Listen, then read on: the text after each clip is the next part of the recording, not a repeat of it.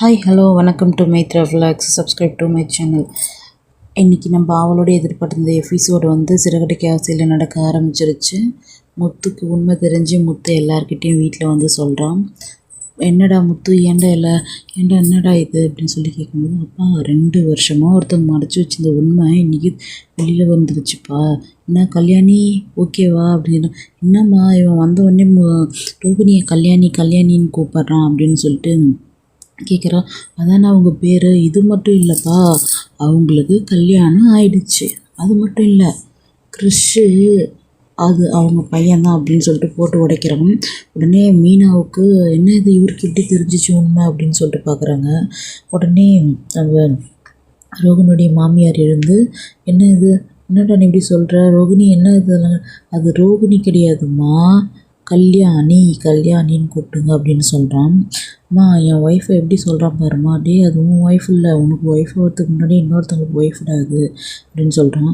உடனே அண்ணாமலை என்னம்மா இதெல்லாம் அப்படின்னு சொல்லி கேட்கும்போது, ரோகிணி என்ன சொல்லுதுன்னா, எல்லாருக்கும் உண்மை தெரிஞ்சப்பறம் நான் மறைக்கிறது ஒரு தப்பு இல்லைம்மாம்மா, நான் உண்மையை சொல்லிடுறேன்.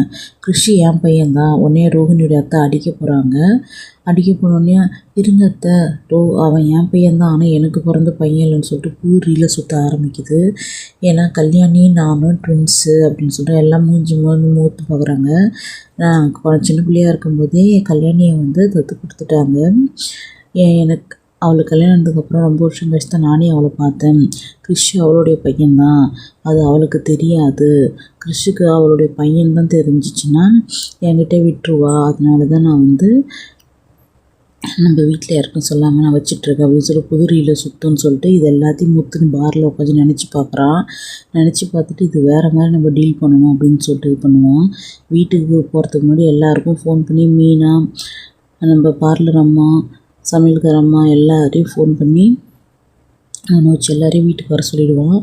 வீட்டுக்கு வர சொல்லிவிட்டு, என்னடா எல்லாரையும் வீட்டுக்கு வர சொல்லியிருக்க அப்படின்னு சொல்லிட்டு கேட்பான். முத்து தான் வர சொல்லிதான், முக்கியமான விஷயம் பேசணும் அப்படின்னு சொல்லியிருந்தான் அப்படின்னு சொல்லுவான். அதுக்கு முன்னாடி மனோஜ் என்ன பண்ணுவான்னா, நான் ஒரு முக்கியமான விஷயம் பேசணும் அப்படின்னு சொல்லுவான். உடனே ரோகிணி நான் ஒரு முக்கியமான விஷயம், ஆளுக்கு ஒரு முக்கியமான விஷயம்னா என்ன விஷயம் போது சொல்லுங்கள் அப்படின்னு சொல்லிட்டு அவங்க மாமியார் கேட்பாங்க. உடனே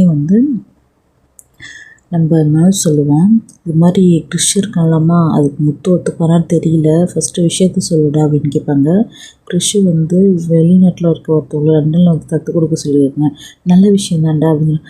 தத்து கொடுத்தனா 25 லட்சம் தரேன்னு சொல்லியிருக்காங்க. என்னுடைய கடனை அடிச்சுட்டு, அப்பா கடனை அடிச்சுட்டு, ஷோரூமுக்கு ஒரு 3 lakhs எடுத்துக்கிட்டு, டீலருக்கு ஒரு 6 லட்ச ரூபா கொடுத்துட்டு, உனக்கு 2 லட்சம் எனக்கு 2 லட்சம் அப்படின்னு சொல்லிட்டு டீல் பேசுவோம்.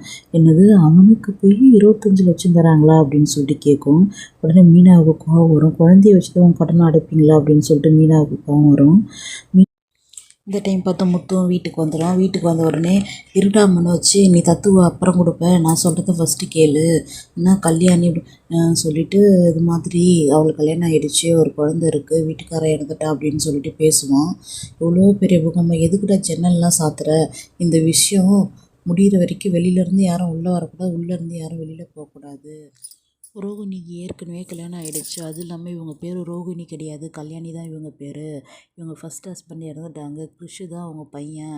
இது தெரியாமல் நம்ம வீட்டில் இது வச்சு வளர்த்துட்ருக்கு, அவன் தான் அவங்க பையன் அப்படின்னு சொல்லிட்டு முத்து சொல்லுவான். இதுக்கு ப்ரூஃப் இருக்காடா அப்படின்னு கேட்டோடனே, இந்த ஃபோட்டோ ஆதாரமே இருக்குது. மனோஜ் கேட்பான், இது நீ தானே ரோகிணி அப்படின்னு சொல்லிட்டு கேட்பான்.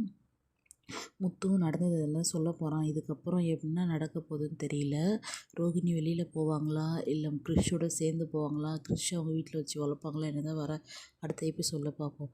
Thank you. Subscribe to my channel.